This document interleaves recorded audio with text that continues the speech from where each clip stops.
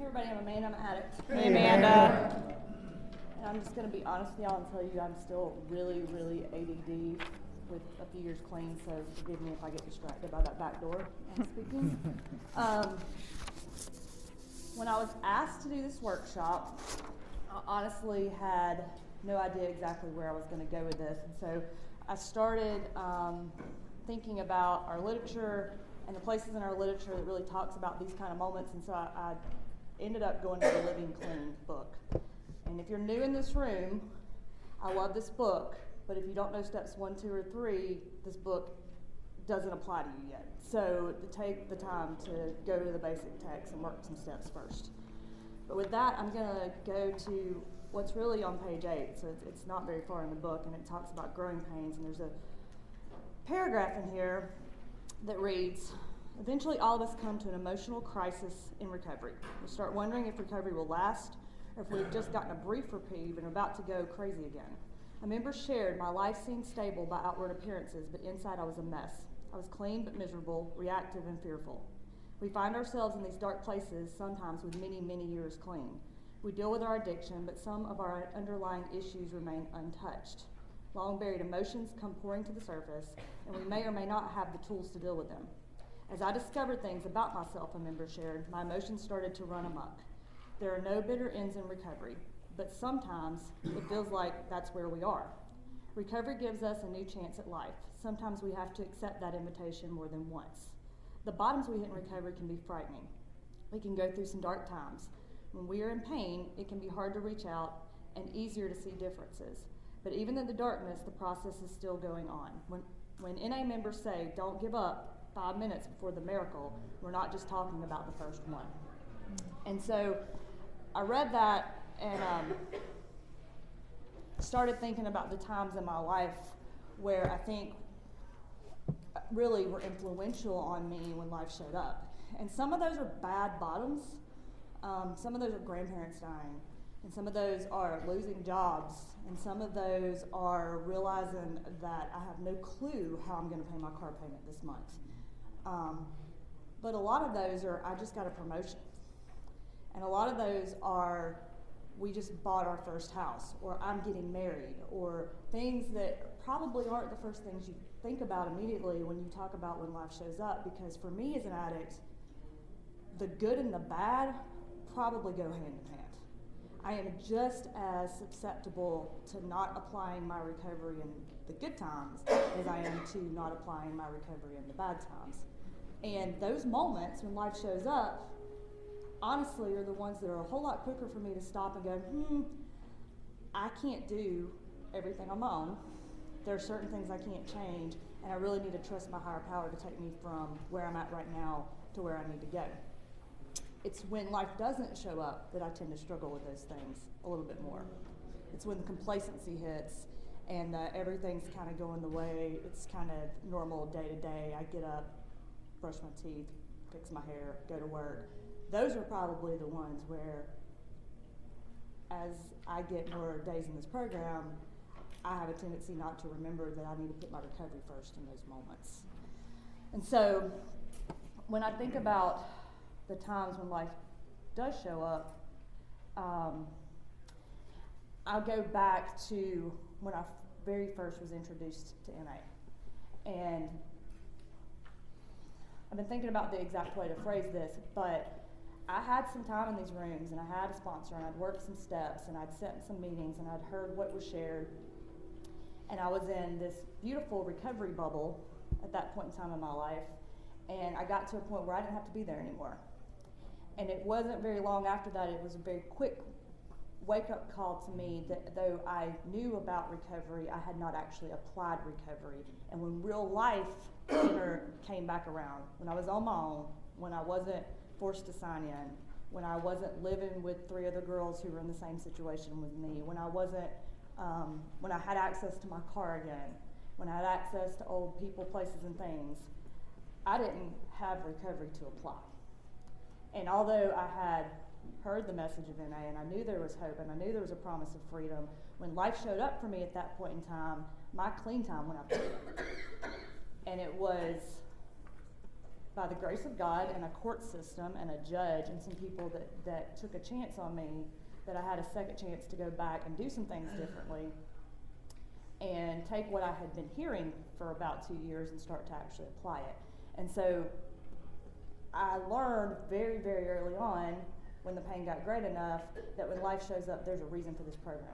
And it has stuck with me and applied ever since that point in time. And so when my grandmother died, I talked about it. And I went to meetings and I shared, and I went to meetings I didn't normally go to, and I shared about where I was at. When I was getting married, I knew that I was marrying another addict, and so I went and found addicts in these rooms who were married to other addicts and talked to them about it. And I applied those messages like, you know, don't work your husband's program for him. He's got a sponsor for that.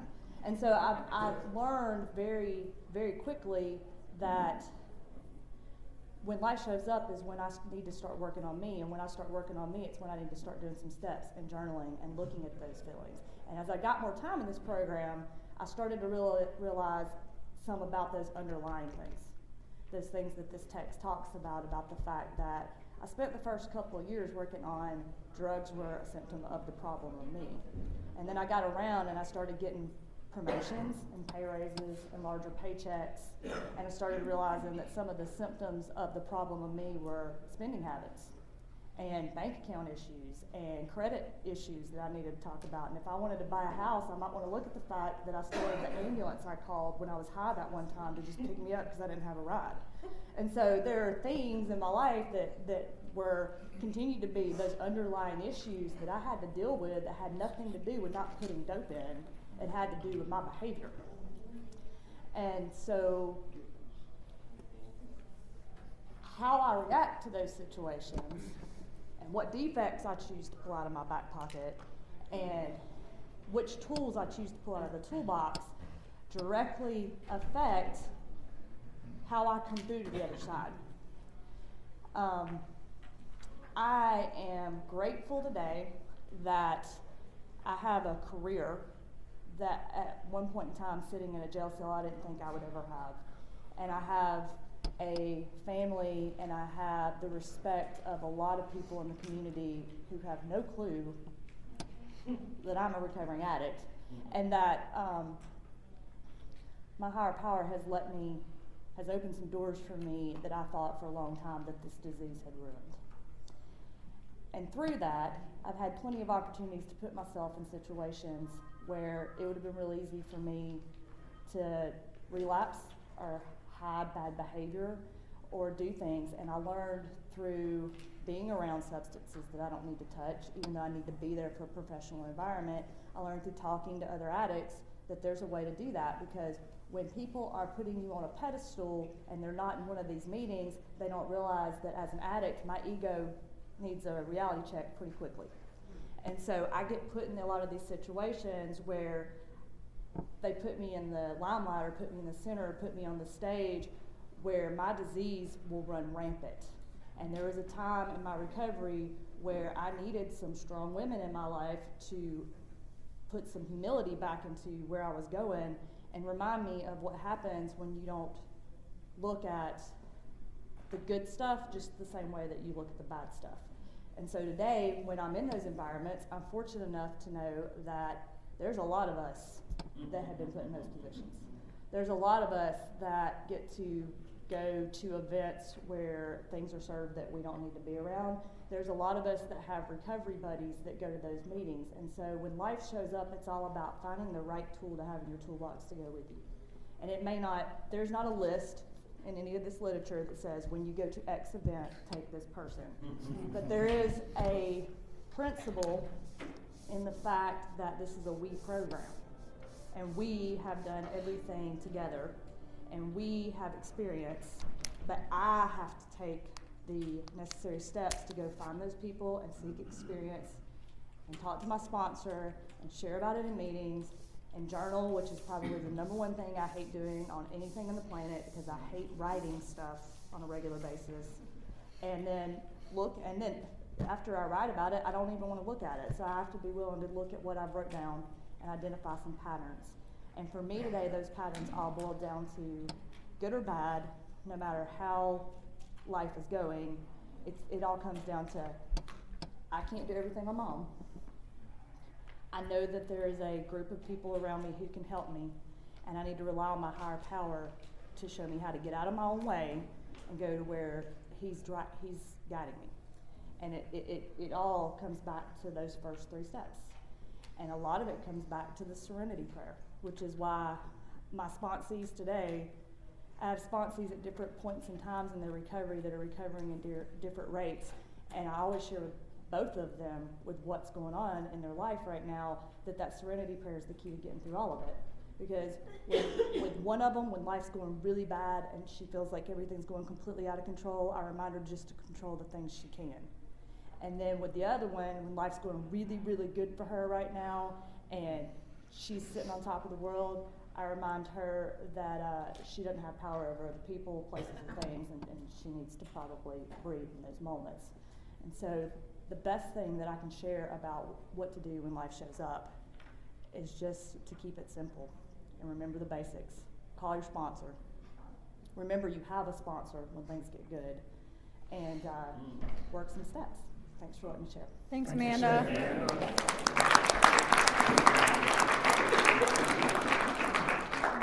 turn. I'm gonna stand up. Okay. I'm Troy C. and I'm an addict. Hey, Troy. First off, I'd like to thank Gretna 38 for asking me to come and share my experience, strength, and hope, because I have a disease that tells me that I don't have any experience, strength, and hope. When life shows up, right? And let me say this, right, because I'm very proud of it. Today I have 12 years and 12 days clean. This is my month here, y'all. I love this month right here, right? But when life shows up, right, and I was trying to think of some things myself. I had this mental note of all this stuff I was going to talk about. I can't remember any of it.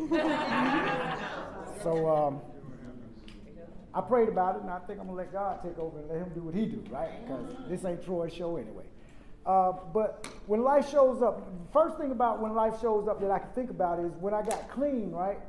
I came into this fellowship. I'm actually from Atlanta, but I moved here to Macon, Georgia, a little bit over 12 years ago. And I came into this fellowship, man, and I came in and I said, look, God, whatever you want me to do, if you just don't let me go back to them streets of Atlanta, downtown Atlanta, I'll do it, right? So I got here, man, and I came to Macon. I came here with a long record following me.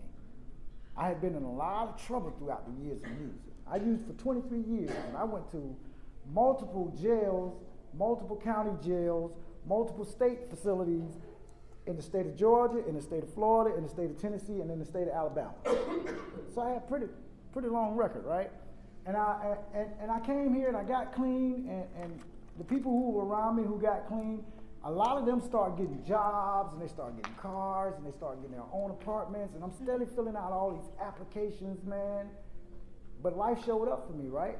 Because everybody looked at my background and they were like, you ain't coming up in here. You know, and I went everywhere. I went to the McDonald's, the Church's Chicken, Kentucky Fried Chicken, the local gas station, the mom and pop store. Nobody would hire me. And that's all I could think about as a newcomer. All these people are doing so good. But here I am, right? My background is holding me from getting a job. Eventually, after a lot of prayer and a lot of talking to people, I said to myself, you know what, God, it's yours. I'm throwing myself in Narcotics Anonymous, and I'm going to do what I got to do. Because all that time, right, he was taking care of me anyway. Because there were some guys in the fellowship who had their own businesses, and I was working with these guys. So everything I needed was taken care of. But I was stressing about I need that paycheck, right? Everybody was paying me cash money, and I was learning then how to hold on to cash money, save money. And I'll never forget, right?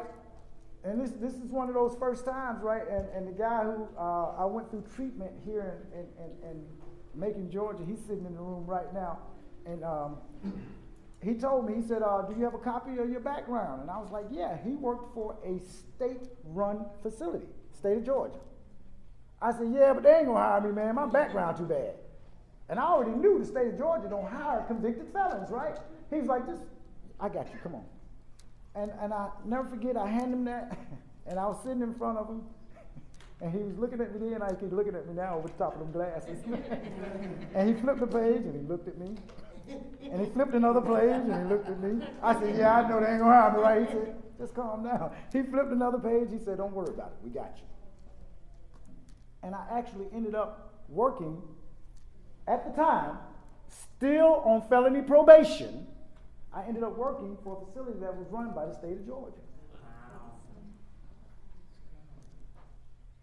That was my first initial understanding of when life shows up, if I get out the way, God got me.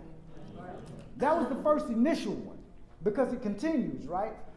The thing about it is, a lot of times when I was out there using, life was showing up, I just wasn't participating. See, life is going to show up whether I participate or not. Today, in recovery, I understand that I need to participate or I would drag myself. A lot of pain. Pain has always been a motivator for me. Even clean. And I hate saying it, but in the basic text it talks about some of us have a higher threshold for pain than others. I'm one of those some of us. I've tested this clean. So life has continuously showed up from that point on. And for me, I don't know who in the audience can identify with this, right? But for me, if I really want to see life show up, all I got to do is get in a relationship.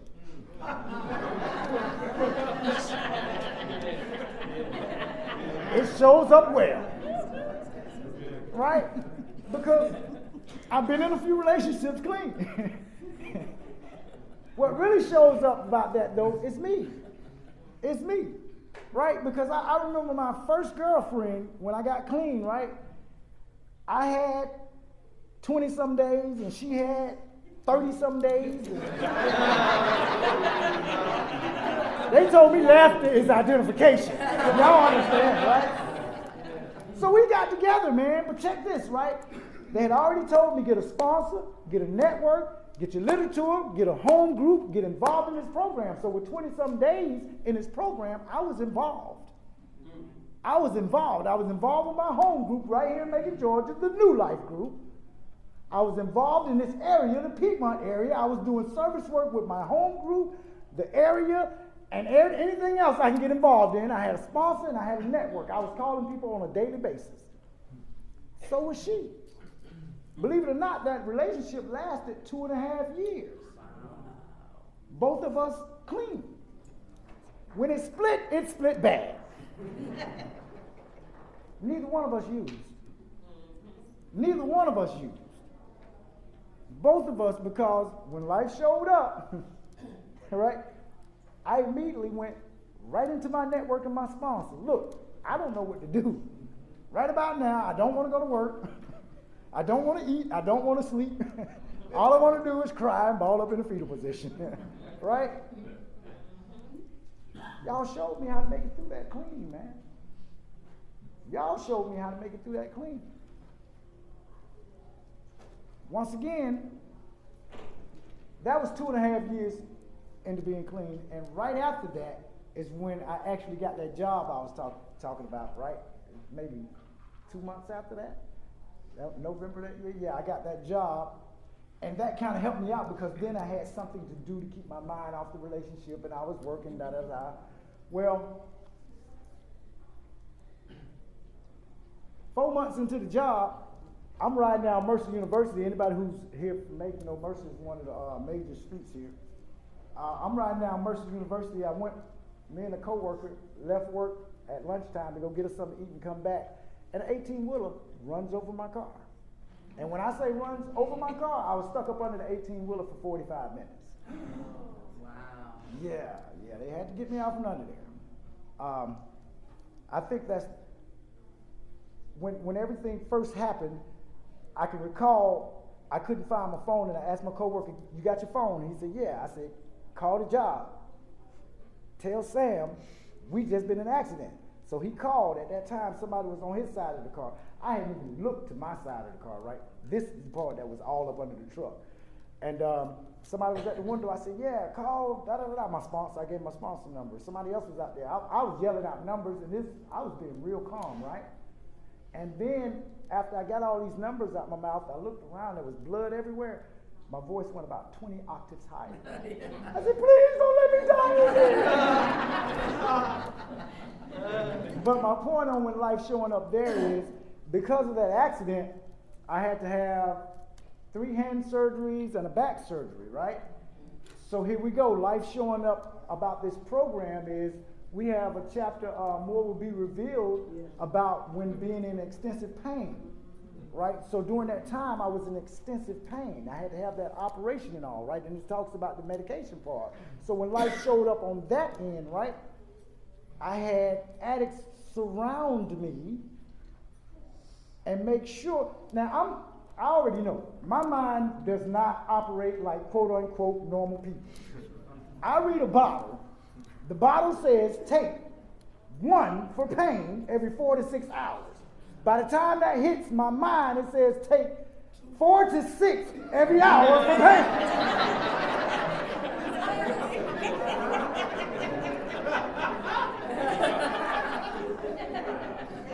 But when life showed up on this occasion, you guys were there with me. So I had people who were there to help me. Now, what made it even better is I was so afraid of using at this time, right, that I did not even take 1 for pain every 4 to 6 hours. I took 1 every 12 hours just to keep it in my system and endure the rest of the pain. That's how afraid of getting hooked on drugs I was. And still am. I ain't confused about that today, right? Because I understood that if I start liking it, guess what? But 3 days before I got 3 years, my father died. And that's still a soft spot in my heart. I had just, like I said, I had just started the job, so I just really started getting money right. And my family, my father lived in Michigan, Flint, Michigan. And my family was like, man, we flying people in from everywhere. We're not going to have much to help you get here. And I was like, okay. This fellowship showed up and showed out. And when I say showed up and showed out, I had, and I'm not going to break his anonymity. There was one of our fellowship members who rented a car for me for 2 weeks. And I said, when I get the money, I'll pay you back. He said, no. When you get the money, you help somebody else with it. Now, after that, I went to about like 3 meetings before I had to take off. And every meeting I went to, man, people were handing me envelopes and cards. I didn't even have a suit to wear. But with you guys' help, not only did I have the transportation, the suit, the gas money, and hotel fare. And I was like, these people right here, they gonna want something from me. they gonna want something, and y'all do. Y'all do want something from me. Y'all want me to give the same thing that you've given to me to someone else. Believe it or not, with all my heart, I have been working to do that, and I still don't think I could ever pay it back. I still don't think I could ever pay it back. Life continues to show up, right? Check this, and she mentioned it. Life not only shows up in bad areas, it shows up in good areas. Because that guy who has this long, extensive record, and I haven't had anything expunged, I haven't had anything that's been pardoned off my record to this day. But I went to school. But when I went to the school, I went to go get into the medical field. They looked at my background, they said, you ain't gonna be able to come in here on that right there. I said, no. I said, but I work for the state of Georgia. They said, what? I said, yeah, I work for the state of Georgia. So the professor said, okay, let me take this to the board and we'll see what they say. He came back 2 weeks later and said, the board said you can come on in, because if the state of Georgia give you a chance, we'll give you one too. Not the end of it though, not the end of it. Because in that field, in this field that I'm in now, we had to do clinicals, which means I have to go out to hospitals, right? So every hospital that they were sending me to was saying, no, you ain't gonna be able to come in here. The schools say, well, he still works for the state of Georgia, and we let him into the school. So the hospital say, okay, well, if both of y'all will give him a chance, I'll give them a chance too. Now today I have no issue getting in any hospital in the state of Georgia, Alabama, or over in North Carolina, because I work in all three states. I travel to different hospitals and I work. The part about when life shows up on that one is, right, things going good, making good little money, da-da-da-da. I have to be very careful. My ego and my pride will jump in the way and make me say, look what I've done.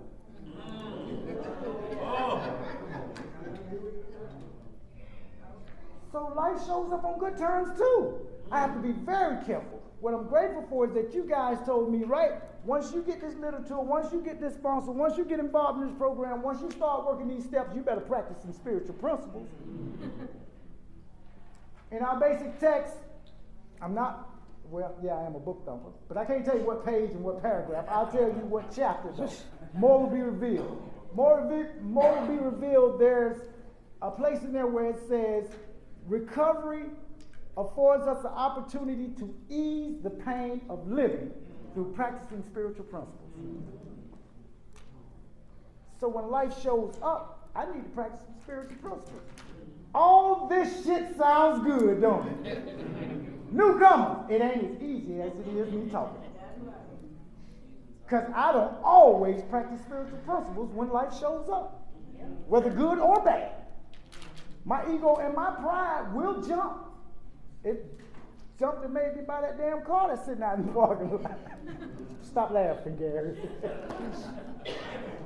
Because y'all, when I got here, right, y'all done promised me that I was going to have a lot of money, that I was going to have a nice car, that I was going to have a house, that I was going to have a woman, and none of that, right? What y'all promised me is that I can have freedom from active addiction. That's the part of life that I wanted. I figured that once I stopped using, everything else is just going to go smooth. Yeah, I was sadly mistaken about that. Because life does show up. Right? Check this. I was just, and I'm proud about those 12 years and 12 days, right? But I'm going to let y'all know this, right? For me, and this is strictly for me, the longer I stay here, the crazier I realize I am.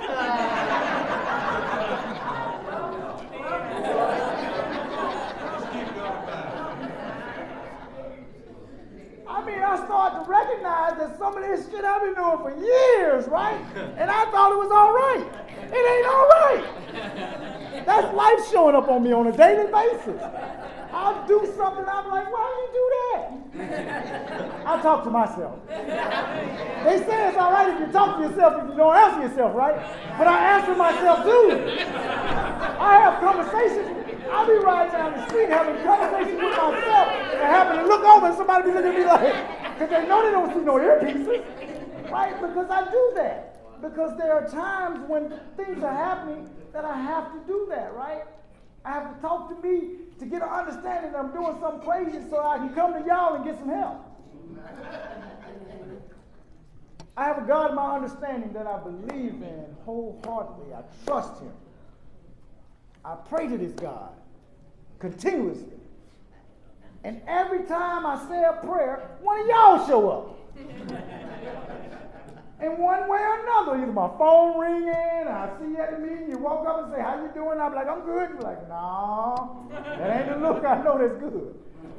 But that's what it is, right? When life shows up, because I'm working to work this program, you guys are here for me, man. Y'all are here for me. And I think that is the biggest blessing I could ever have in my life, man, is you guys. You guys, man, because life shows up on a daily basis, whether it's good or bad.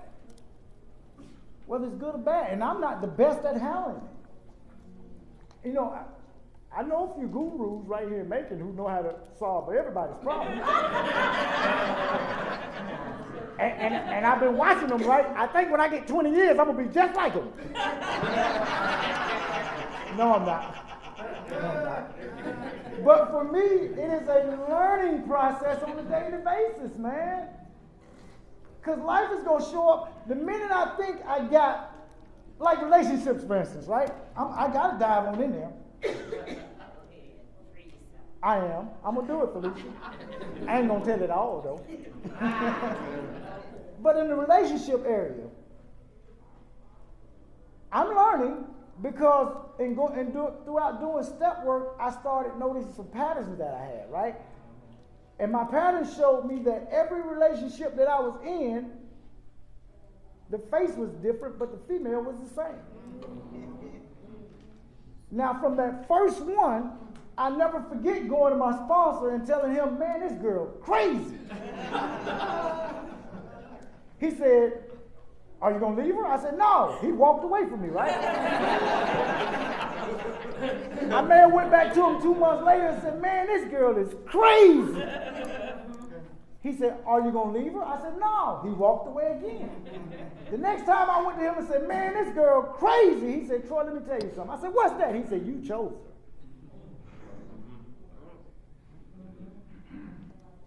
A lot of times, right, I like to say, okay, I participated in it. Let me hit y'all with one bigger than that. I initiated. So the biggest part about that is, in learning these patterns in these relationships, I'm starting to learn that, okay, stop choosing what you've been choosing because that just ain't working. It ain't working. Y'all keep telling me doing the same thing over and over again, expecting different results is what? Insanity. Well, how about doing the same thing over and over again, knowing the result?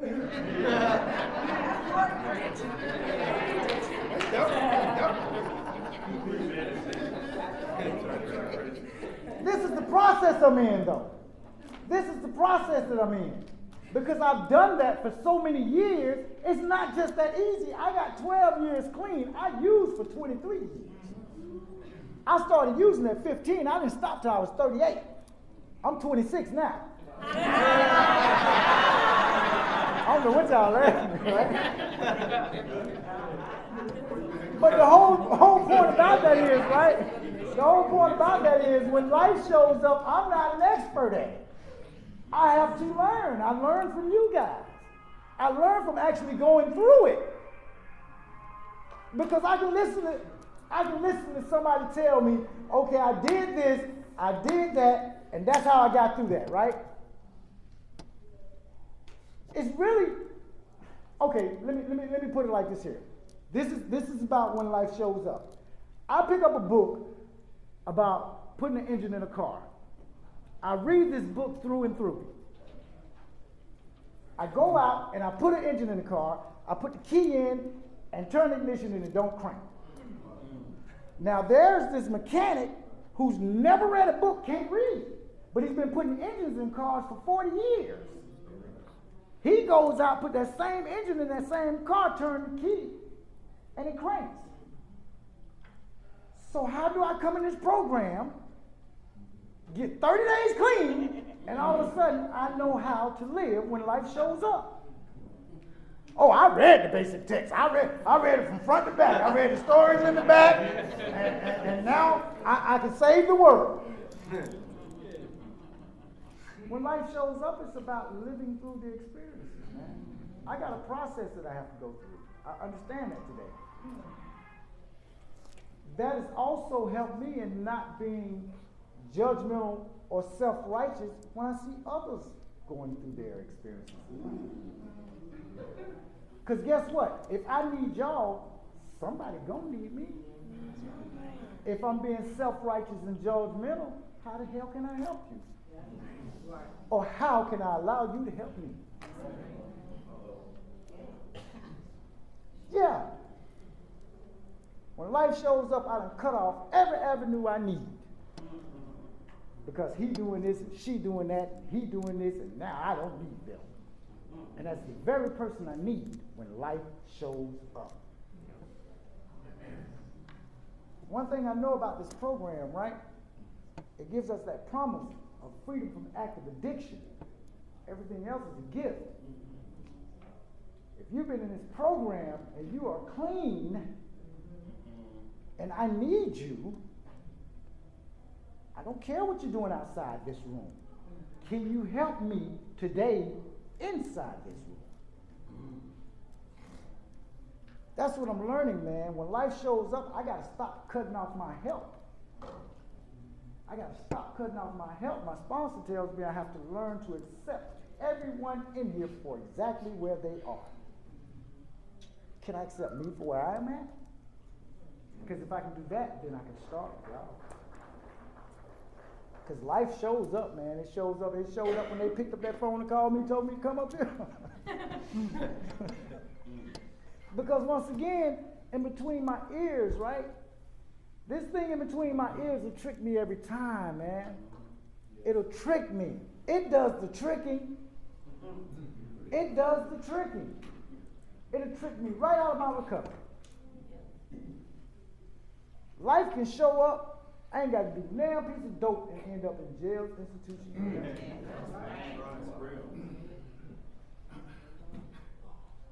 My sponsor told me, Troy, you can go through these 12 steps, 12 traditions, and 12 concepts. All the while you're here, but if you don't practice some spiritual principles, you're going to have some trouble going on, son. And that's the main thing he got me into doing after each step, tradition, and concept is start practicing the spiritual principles I'm learning. So that when life does show up, I got those tools in there, right? I got those tools in there. And that's, it's, once again, newcomers, it sounds real good. It's not always that easy. It's simple, but not always that easy. But we have, what is it, in the tradition, it said we have to do it, just, we still got to do it. We got to do it. That's the whole thing about it. Get involved in doing it. Like she was saying, you got to get started. This is the Journey Continues book she got right there, right? How is the journey going to continue if you ain't got it started? So when life shows up, if I want to have some tools, that means I got to get started with the small things, medium things, and the big things, practicing some spiritual principles. And it's not always going to turn out right. I'm not always going to practice spiritual principles.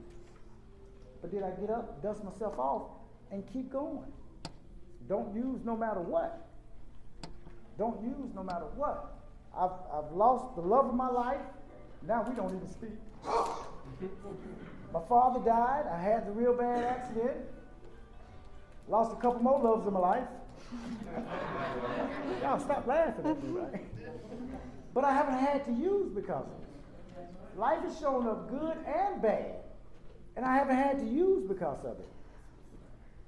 I ain't been to jail since I've been clean. For me, that's a big deal. I got a running joke with my card partners who I play cards with just about every day. And we be sitting around the table and we talk real harsh to each other, right? And somebody will say something crazy and I'll be like, yeah, I'm going to hit 911. Y'all called them enough on me. It's time for me to call them on y'all now. I ain't been to jail since I've been clean, man. That's a big deal for me. And life has been pretty doggone good, even throughout the mistakes that I made. Now, before I sit down, I want to say one more thing, right? For the newcomers, right? I'm here in this program, and I'm working this program to the best of my willingness, and that's what it's all about. How willing am I? And I make mistakes in living, and I make mistakes in the program and recovery. I make mistakes. But I'm the first one also to raise my hand and say, guess what? Today I'm a man up and say, some stuff is not a mistake. I wanted to do it. Now when life shows up with those consequences, ain't man one of y'all got to face them. I do. So that's what I have to keep first and foremost on those things that I just want to do it. It's consequences to it. Because life does show up. Like I said, there are good consequences, there's bad consequences. There's no such thing as a wrong consequence. Okay? So, only thing I can say to you newcomers, keep coming back, make meetings on a regular basis, get yourself a sponsor, get a home group. If you don't have a home group, you're homeless. Get your literature, read your literature, get you a network of people, call these people, get involved in this program. Some type of service work, whether it's making coffee area, your group, chair meetings, whatever. Because when it starts to spin, and it will spin, if you are in the middle, you will not fall off. Thanks for allowing me to share.